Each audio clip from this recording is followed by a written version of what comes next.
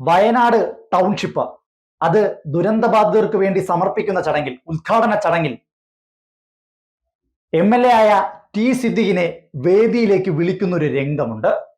ആ രംഗം നിങ്ങൾ കാണണം.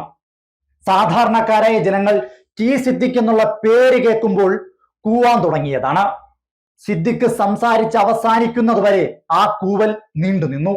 ആ ദൃശ്യം നിങ്ങൾക്കൊരു ഓർമ്മപ്പെടുത്തലാണ്.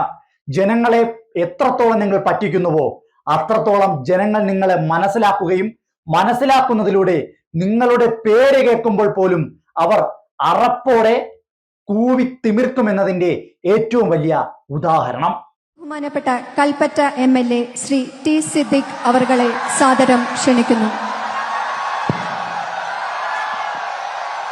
ഏറെ ബഹുമാന്യനായ അധ്യക്ഷൻ ശ്രീ രാജൻ മിനിസ്റ്റർ.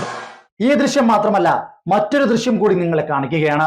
ടി സിദ്ദിഖ് വേദിയിൽ സംസാരിക്കാൻ വരുമ്പോൾ നിങ്ങൾ കരുതും സാധാരണക്കാരല്ല, CPM പ്രവർത്തകരെ പൈസ കൊടുത്ത് കൂവാൻ നിർത്തിയതാണെന്ന്. അത് പൊളിച്ചെടുക്കുവാൻ വേണ്ടിയിട്ട് ഒരു ദൃശ്യം കാണിക്കുകയാണ്. കൊച്ചു കുഞ്ഞുങ്ങൾ പോലും ടി സിദ്ദിഖിന് സംസാരിക്കാൻ വരുമ്പോൾ, ആ പേര് കേൾക്കുമ്പോൾ, വേദിയിൽ ടി സിദ്ദിഖിന്റെ തലവട്ടം കാണുമ്പോൾ സദസ്സിലിരുന്നു കൊണ്ട് കൂവുന്നുണ്ടെങ്കിൽ, സദസ്സിൽ ഇരിക്കാൻ പറ്റാത്തത് കൊണ്ട് പുറത്തു നിന്ന് കൂവുന്നുണ്ടെങ്കിൽ, ഇത് CPMകാരെ പൈസ കൊടുത്ത് കയറ്റി കൂവിച്ചതാണോ എന്ന് കൂടി നിങ്ങൾ പറയണം.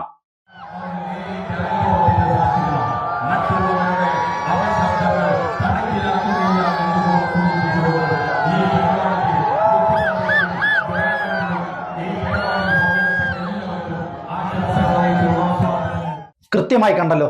എന്തുകൊണ്ടായിരിക്കാം ടി സിദ്ദിഖ് സംസാരിക്കാൻ വരുമ്പോൾ മാത്രം ജനങ്ങൾ ഒന്നടങ്കം എണീച്ചു നിന്ന് കൂവുന്നത്? എത്രയോ മന്ത്രിമാർ സംസാരിച്ചു, എത്രയോ ഇടതുപക്ഷ നേതാക്കന്മാർ സംസാരിച്ചു. അതിലുപരി വയനാടുമായി ബന്ധപ്പെട്ട് വയനാട് ദുരന്തബാധിതർക്ക് വേണ്ടി നിലകൊണ്ട എത്രയോ നിഷ്പക്ഷരായിട്ടുള്ള വ്യക്തികൾ സംസാരിച്ചു. അപ്പോഴൊന്നും കൂവാതിരുന്ന ജനങ്ങൾ, അപ്പോഴൊന്നും തങ്ങളുടെ ഉള്ളിലുള്ള വിഷമവും സങ്കടവും പുറത്തു കാണിക്കാതിരുന്ന ജനങ്ങൾ സിദ്ദിഖ് സംസാരിക്കാൻ വരുമ്പോൾ മാത്രം കൂവി എന്നതിന്റെ ഏറ്റവും വലിയ ഉത്തരമാണ് ഞാൻ നേരത്തെ കാണിച്ച ആ രണ്ട് ദൃശ്യങ്ങൾ. കാരണം പറഞ്ഞു പറ്റിക്കുകയായിരുന്നു വയനാട് ദുരിതബാധിതരായ ജനങ്ങളെ.